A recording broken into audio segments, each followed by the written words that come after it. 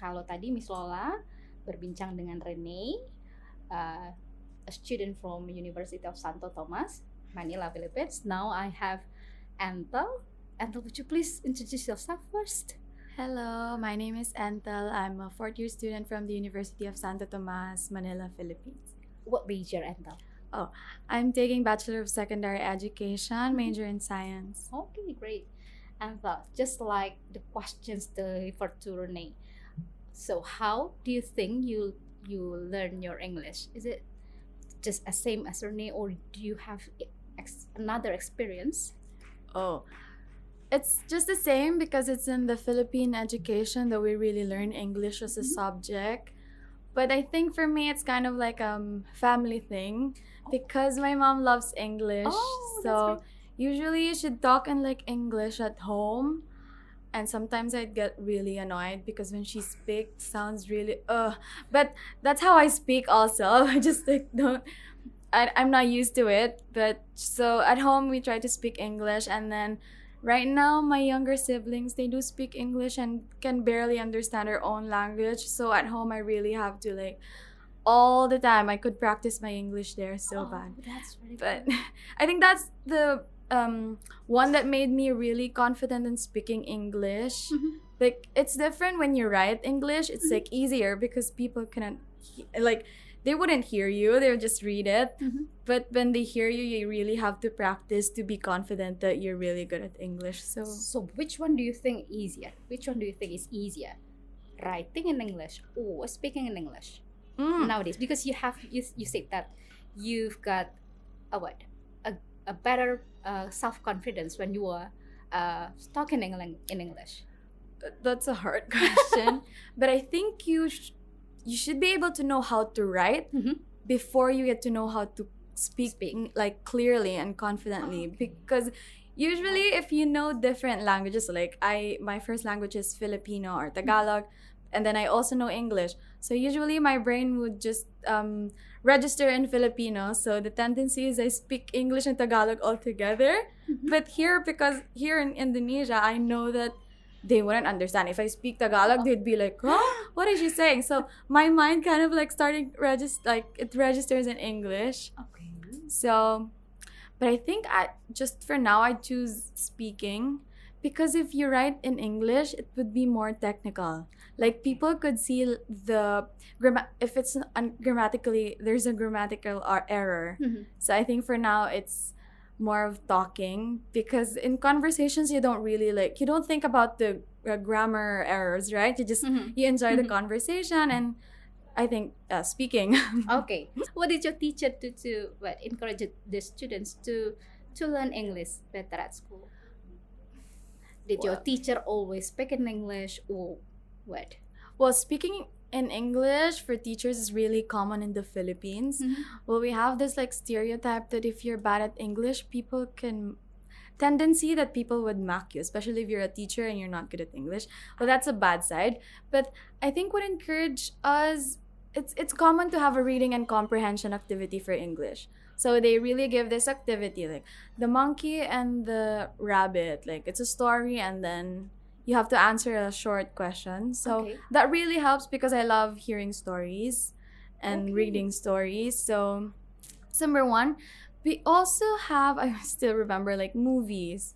Just like choosing movies and you write something about it. It's like a report also, like what Rene said. Okay, so it's not only a book report according to the novels that you have read, but also the movies that you have watched. Yes, and usually, because we have our subjects in the Philippines are taught in English, so like they teach science, math. Sometimes there was a time that they switched history into English. So usually these subjects would make you want to do a report in English too. So we just don't practice English in English class, also in different subjects. Oh, that's what makes different in Indonesia, yeah. We only present English in English class, but not in other classes. But in Philippines, yeah, all English except for the Filipino and the history class. Okay, and it started from elementary. Yes. Wow. Yes. Wow. Even the values, like being polite, being kind, saying po and opo, it's all in English. Oh, that's why you are. Yeah, yes, Miss Law is right because you and Renee, speaking more fluent in English rather than our students. I mean, they are English department students, while you were not English department students, but you were English quite fluent. Is there any requirements to be an exchange students? You have to fluent in English in Philippines. Oh, I didn't think they. Well, because Filipino students are really like almost everyone can really speak English, Okay. so it wasn't a problem at all. So there is no requirement. There's no requirement that you have to know how to speak English because everyone knows how to speak English. Yes, because when you see, I mean, you have buddies here, right? Yes. And they are not really fluent in English. How can you communicate with your buddies then? Well, they're really trying. So I think for me, my buddies can really converse in English. Mhm. But with the students here in Indonesia, there was a time we needed a phone translator. Oh, okay. It's like, Miss, and show me. It's like, okay. And then I answer back just in the phone and show her too. So we could understand each other. Okay. Oh, yeah, you are teaching also in senior high here, yeah, in Yes. Samarinda. So how did their response when you first met them?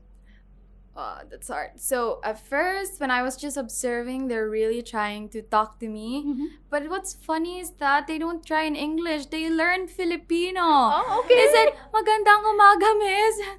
No, just don't speak Filipino here, just English. But they would like, paalam, miss. It should be goodbye, not paalam, because paalam is Filipino. But when I noticed that there are classes who really, like, there would be at least 2 or 1 in class that's really good in English for senior high school. Mhm. And there is a class that's really, it gets bad. It's hard when we talk because I speak fast Mhm. and they'd be like, huh? So what I did for the discussions, use just thumbs up or thumbs down. Mhm. So Okay. thumbs up, you still understand? Thumbs up. Do you Yeah. still not? But then, of course, they're Indonesians and the language in their mind is Bahasa Indonesia. Mhm. So sometimes if I'm in their table while doing practicum, they'd be like, ini miss? I was like, oh, maybe ini is this. Like, oh, yeah. I was like, I also learn because I have to or else we wouldn't understand each other. Okay. But it was good because most of the time there would be at least 2 in the class was really good. So these students, they translate in the class. Okay. So, yeah, then you can see yourselves how Indonesian students learn English, yeah, because we do not have English in other subjects, so it's very hard for students to speak in English. So especially when someone's coming from out of not from Indonesian, come to our cities, for example, our place, and they talk in English, they just okay. Or maybe nowadays it's getting okay because we have smartphones. Then you can do Yes, smart translation. translation. Enthel, one last question. Just like Renee, do you have any tips for Indonesian students who wants to be as fluent as you in Ooh, speaking find a English? boyfriend who's good at English. Like, just fine. No. Yeah, that's number 1. That's Because number they one. said, Okay. of course, you really try to learn, right? Okay. If the person only knows how to speak English, you'd really meet at one point. Because if you like the person, right? You do everything. But I think it's good if you start listening to music. For me, if you love music, Mhm. then you go with Mhm. English music. If you like movies, then you start with movies. So it depends on who the person is. Okay. But for me, it helps if. So my friend, her sister needed to learn French. Mhm. So what they did is they labeled all their all the materials, all the things in their houses. For example, it's the water. Mhm. So it's water. So if you want to learn air right Mhm. here, but you put water, and then for table you just put what is it in Table. English. Okay. So she was able to learn French in really good short time because the whole family helped her. okay. So I think that's Because there are lots of vocabularies by yes. labeling the things. Yes. Okay. Knowing the things is just the start. Mhm. If you don't know what is this in English, what are those in English, it would really be hard to make a sentence. But if you know the English terms, it would be easy. Okay. and the the grammar would just follow. Well, their grammar would just follow. Yes, I it hope would so. just follow. Because here our students will always have difficulty in grammar. So they are what? They are shy to speak in English because Mhm. they think when they have their grammar wrong, then their speaking is not good. So that's why they not try to talk in English more. Well, okay, thank you very much, Thank you Enthel. so much for having me. Well, itu tadi percakapan saya dan Miss Lola sebelumnya, Miss Lola dengan Rene dan saya dan Enthel, our guest from exchange students from C Teacher program. Terima kasih, sampai jumpa di podcast berikutnya di YouTube Pendidikan Jarak Bahasa dan Seni. Bye. Bye. Maraming salamat.